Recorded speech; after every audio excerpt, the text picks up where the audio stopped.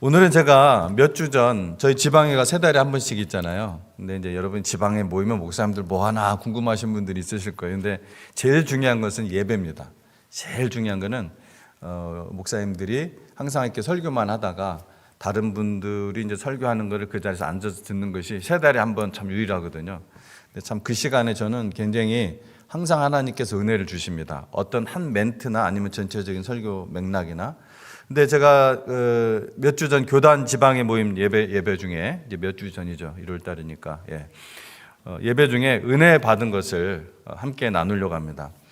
그때 이제 제가 지금 총무로 일하고 있는데 이제 회장 목사님께서 메시지를 전하시는 중에 살짝 그분은 그냥 살짝 지나가면서 한 말씀인데 그 말씀이 저의 마음을 이렇게 터치하였던 거예요. 그래서 뭐였냐면은 그리스도인은 상처라 하지 않고 흔적이라 한다. 이런 말 자체는 성경에 없어요, 사실은. 근데 이제 그분이 이제 말씀 중에 그리스도인은 상처라 하지 않고 흔적이라 한다는 멘트였어요. 그래서 제가 그때 굉장히 그게 인사이트가 있었고, 그래서 교회로 돌아와서도 한동안 그 말씀을 제가 묵상하면서 관련된 말씀을 제가 생각해보고 또 이제 찾아보았는데 오늘 이 본문이 또 떠올랐었습니다. 이후로는 누구든지 나를 괴롭게 하지 말라. 내가 내 몸에 예수의 흔적을 지니고 있노라. 예수의 흔적을. 바울은 지금 자신의 몸에 새겨진 예수의 흔적을 말하고 있습니다. 단순히 상처나 어떤 흉터가 아닌 깊은 의미를 담고 있는 뭐라고요? 흔적을 말하고 있습니다. 우리 모두는 인생이라는 이 여정 속에서 크고 작은 상처들을 경험합니다. 인생을 오래 산 사람일수록 사실은 오히려 더 많은 그런 상처들이 아마 있을 것입니다. 그건 육체의 상처일 수도 있고 또 마음의 상처 혹은 어떤 관계에서 오는 상처 혹은 영혼의 상처. 그래서 그 상처들은 아픔과 고통, 때로는 절망과 분노를 가져다 주기도 합니다. 오늘 성경은 우리에게 중요한 질문을 던집니다. 우리는 그 상처를 어떻게 다루어야 하는가? 상처를 제대로 치유하지 않아서 불필요하고 의미 없는 고통을 계속해서 당할 것인가? 그래서 그 병을 더 키울 것인가? 아니면 예수 그리스도 안에서 치유받아서 영광스러운 흔적으로 변화시킬 것인가? 오늘 이 시간 우리는 상처의 의미를 성경적으로 조명하기 원합니다. 상처를 치유하시는 하나님의 사랑을 우리가 깊이 묵상하시면서 상처를 통해 오히려 하나님의 영광을 드러내는 이런 성경적인 지혜를 우리 함께 나누고자 하는 것입니다. 첫 번째, 상처를 방지하면 더 깊어지고 악화됩니다. 라멕의 그림자라는 제목으로 한번 이 부분을 보려고 합니다. 창세기 4장 23절은 우리가 상처를 방치했을 때 혹은 이 상처를 올바른 방법으로 치유하지 않았을 때 어떤 비극적인 결과를 초래하는지 경고를 하고 있습니다. 상처를 방치한다는 말은 다시 한번 말씀드리지만 올바른 방법으로 치유받지 않는 경우를 말합니다. 첫 번째 예시는 이 창세기 4장에 등장하는 바로 라멕의 이야기입니다. 라멕이라는 인물입니다. 라멕은 자신에게 상처를 준 사람에게 무려 77배나 더 큰 복수를 하겠다고 이렇게 외칩니다. 라멕이 아내들에게 이르되 아다와 실라여 내 목소리를 들으라. 라멕의 아내들이여 내 말을 들으라. 나의 상처로 말미암아 내가 사람을 죽였고 상함으로 말미암아 소년을 죽였도다. 뭐라고요? 나의 상처로 말미암아 내가 사람을 죽였고 나의 상함으로 말미암아 소년을 죽였도다. 가인을 위하여는 벌이 7배일진데 라멕을 위하여는 벌이 77배이로다 하였더라. 자, 하나님께서 동생을 죽인 아벨을 죽인 이 가인을 하나님 앞에서 쫓아내셨죠. 근데 그냥 쫓아내신 것이 아니라 아주 고통스러운 그런 인생의 짐과 또 커다란 벌을 내리셨어요.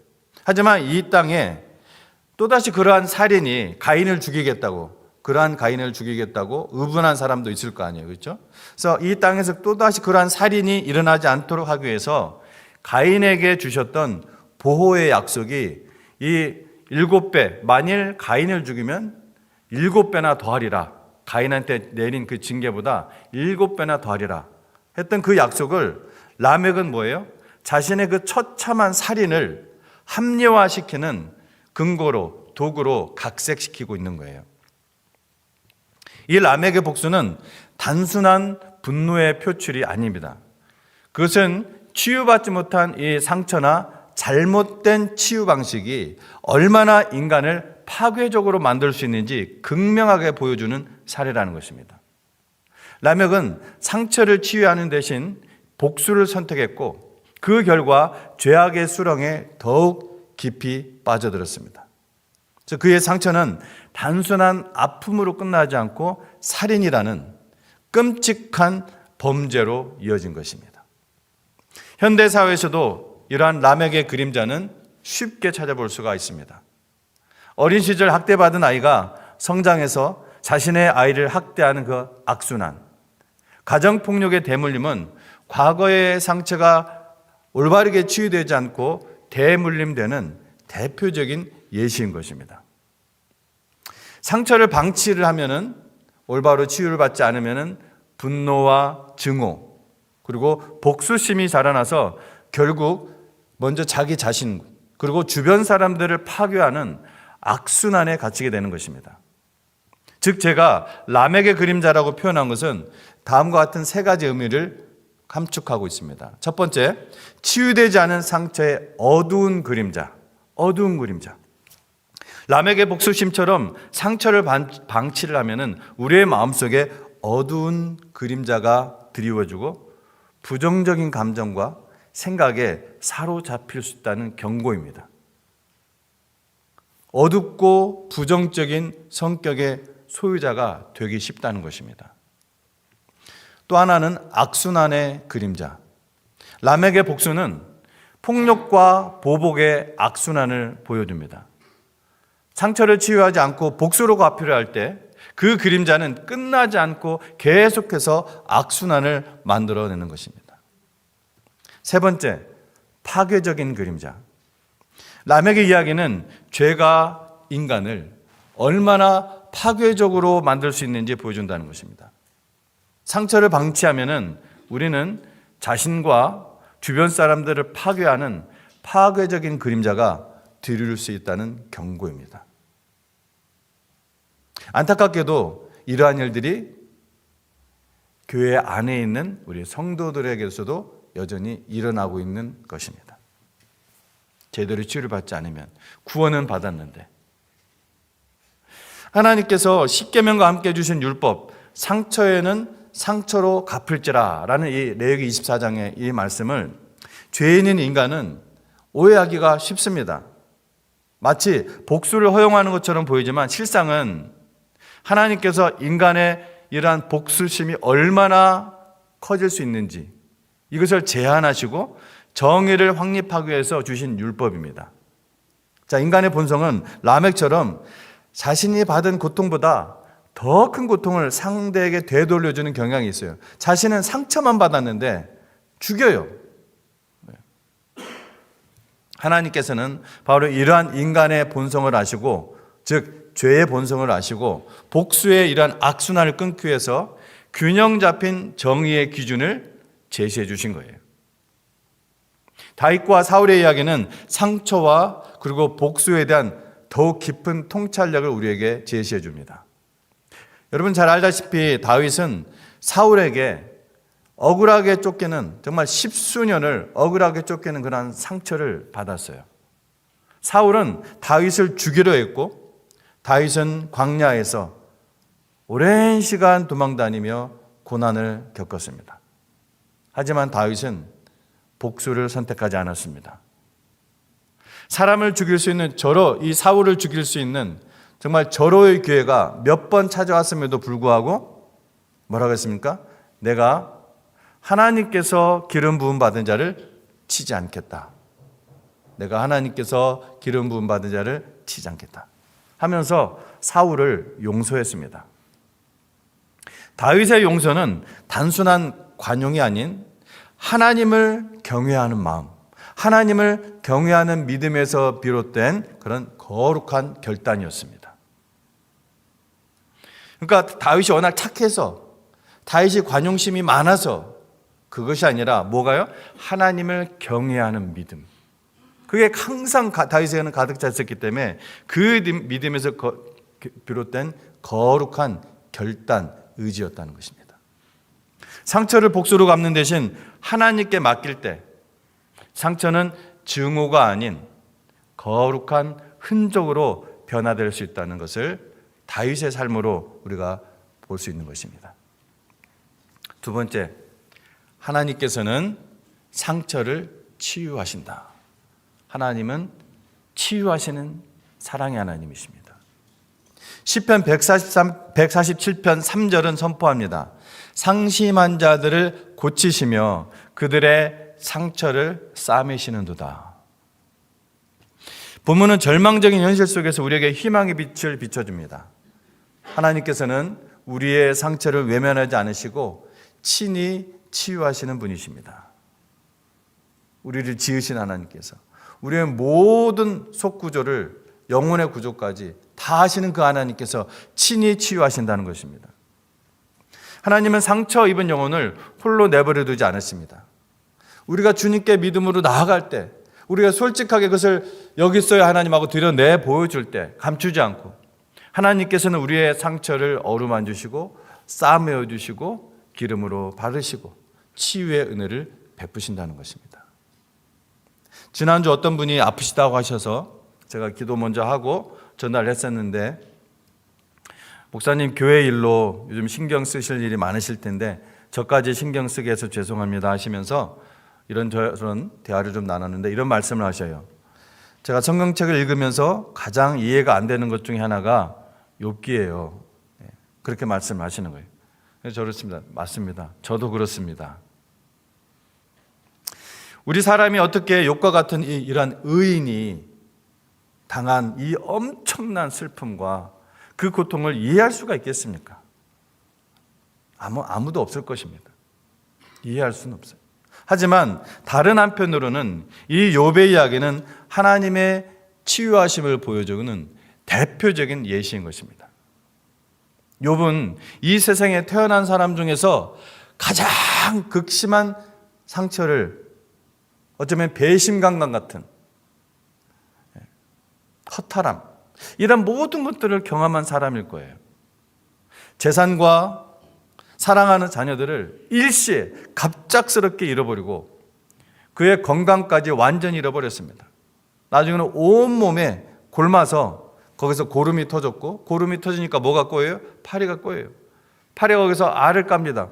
알을 낳아서 그 구더기가 몸에서 기어다니고, 그것이 가려우니까 잿가루 가운데 앉아서 무엇으로? 질그릇, 깨어진 질그릇으로 그것을 벅벅 긁고 있었다고 성경 기록하고 있습니다. 그렇게 벅벅 긁으면서도 하나님을 원망하는 것이 아니라 하나님께 기도합니다. 그러자 그 모든 일을 지켜보던 욥의 부인이 이렇게 얘기합니다. 당신이 그래도 자기의 온전함을 굳게 지키느냐? 하나님을 욕하고 죽으라. 아내가 오죽하면 그랬을겠냐마는 너무나 비참한 장면이죠. 자기 부인한테, 가장 가까운 자기 부인한테도 그런 소리를 듣는 것은 정말, 이거 얼마나 큰 상처였을까요? 또 그의 가장 친한 친구, 이 세 친구들이 멀리서 찾아와서 공감해 주기보다는 네가 뭔가 잘못한 것이 있으니까 이러한 저주를 받는 거지 라는 식의 인과응보식의 논리를 펴니다.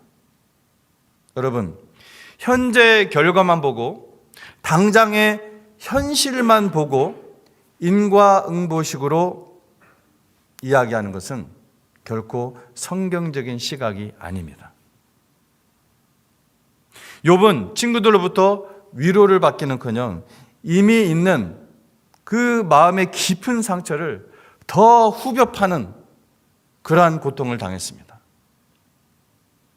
욥은 그 극심한 아픔과 고통 속에서 그렇게 말하는 친구들에게 반박합니다. 내가 무슨 잘못을 했는지 말해달라. 도대체 나는 이해를 못하겠다. 그러나 그것은 하나님을 원망하는 것이 아니라 하나님의 뜻을 이해하지 못해서 답답해하며 탄식하는 것이었습니다. 시편에 보면은 이러한 탄식의 시가 많습니다. 결국 하나님께서는 때가 찼을 때, 그 하나님의 때가 찼을 때 회복과 치유를 베푸셨습니다. 욥기 42장 10절은 이렇게 기록합니다. 욥이 그의 친구들을 위하여 빌매 여호와께서 욥의 공경을 돌이키시고 여호와께서 욥에게 이전 모든 소유보다 갑절이나 주신지라. 자녀도 갑절 주시고 재산도 그렇고 갑절이나 주신지라. 욥이 그 친구들을 위해서 오히려 기도할 때 하나님께서 그 친구들을 용서해 주시죠. 욥에게는 정말 기가 막힐 그러한 웅덩이와 수렁에 빠지고 심장을 후벼 파는 것 같은 그런 애통이 닥쳐올지라도 하나님을 원망하며 떠나는 것이 아니라 오히려 우리가 아버지 하나님의 그 선하신 뜻과 그 손길을 인내할 때, 믿고 인내할 때 하나님께서는 in his time, 하나님께서 정하신 가장 좋은 때, 가장 정확한 때에 우리의 상상 이상으로 크고 놀라운 치유를 베푸시는 분이시라는 것을 여러분 믿으시기 바랍니다. 이사야서 53장 5절은 더욱 놀라운 치유의 근원을 제시합니다. 그가 찔림은 허물 때문이요 우리 허물 때문이요 그가 상함은 우리의 죄악 때문이라. 그가 징계를 받음으로 우리는 평화를 누리고 그가 채찍에 맞음으로 우리는 나음을 받았도다. 예수 그리스도는 죄 때문에 영원한 사망 상태에 있었던 우리를 천국으로 이끄시기 위해서 어떻게 하셨다고요? 십자가에서 친히 상처를 받으셨습니다. 친히 찢기시고 죽으셨습니다. 예수님의 십자가 보혈은 우리의 영혼을 치유하는 유일한 치료제입니다. 아멘. 여러분 모니터 앞에서 예배드리는 분도 아멘으로 응답하셨나요? 어떤 상처도 치유할 수 있는 능력의 피입니다. 아멘. 하나님이 사랑하시는 여러분, 우리의 상처는 너무 깊고 커서 치유가 불가능해 보일 수도 있습니다. 그러나 하나님께서는 불가능이 없으신 분이십니다. 상처 입은 자들을 싸매시고 찢긴 마음을 회복시키시고 죽어가는 영혼을 소생시키는 하나님이십니다. 우리의 모든 상처를 치유하시는 하나님께 우리가 온전히 의지하고 나아갈 때 우리는 놀라운 치유의 은혜를 경험하게 되는 것입니다. 아멘. 마지막 세 번째입니다. 세 번째. 상처를 흔적으로 남기고 다른 사람을 치유하는 자가 되라. 상처받은 여러분이요, 상처를 흔적으로 남기고 다른 사람을 치유하는 치유자가 되라. 이것이 오늘 바울의 이야기입니다. 영광의 흔적, 치유의 도구. 오늘 본문 갈라디아서 6장 17절은 치유받은 상처의 궁극적인 목적을 제시합니다. 상처는 단순히 아픔으로 끝나는 것이 아니라 하나님의 영광을 드러내는 흔적이 되어야 하며 다른 사람을 치유하는 도구가 되어야 합니다. 내가 내 몸에 예수의 흔적을 지니고 있노라. 이 말씀이 얼마나 위대한지 모릅니다. 사도 바울은 진짜 욥처럼은 아니겠지만 복음 하나 때문에 얼마나 많은 죽을 고비를 넘기고 죽었다 살아나고 얼마나 많은 오해를 받고 심지어 당대의 다른 성도들에게도 그의 사도성을 의심받고 비난받고 공격받고 뭐라고 합니까?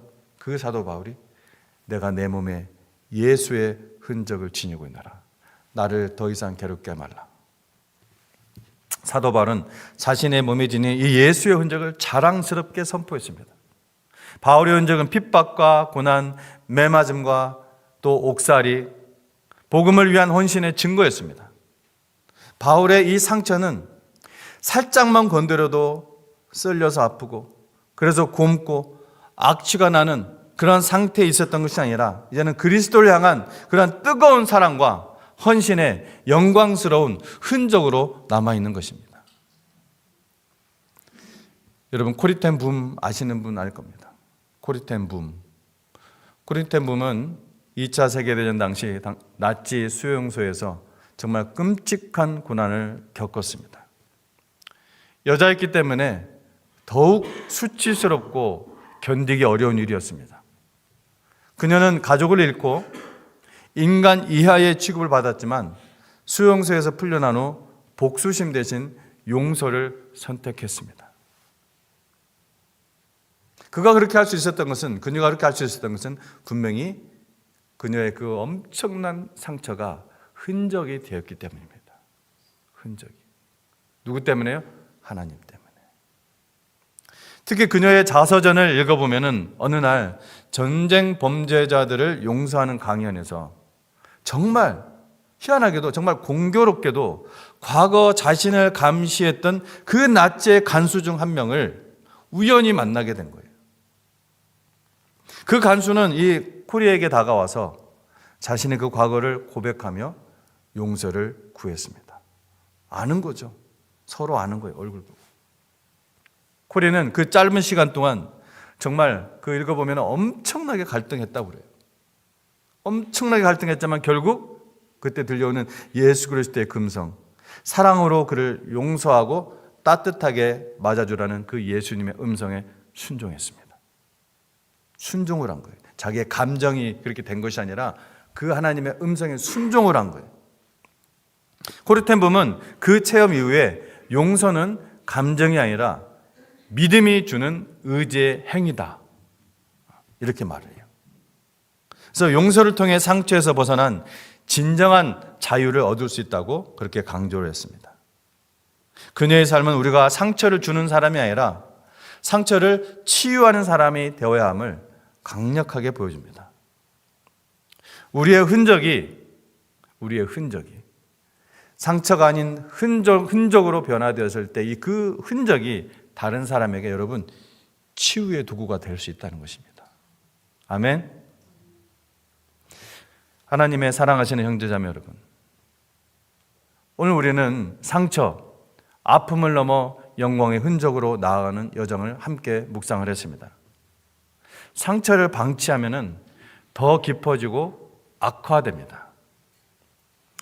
그래서 나는 전혀 느끼지 못하고, 그거는 영혼의 상처, 또 다른 상처가 다가올 때 생기는 걸 알 수가 있거든요. 잘못된 치유는 반드시 이런 일들이 일어나요. 그래서 또 다른 어떤 아픔이 나한테 다가오면은 평소에 그걸 전혀 느끼지 못하고, 심지어 알려줘도 전혀 그렇게 나는 안 그렇습니다, 전혀 느끼지 못하는데, 치유받기 거부한 상처 혹은 잘못된 이 치유는 자기 연민 속에 빠지게 하고, 더 나아가 가족과 다른 사람에게 상처를 주거나 악취가 나게 할 수 있습니다.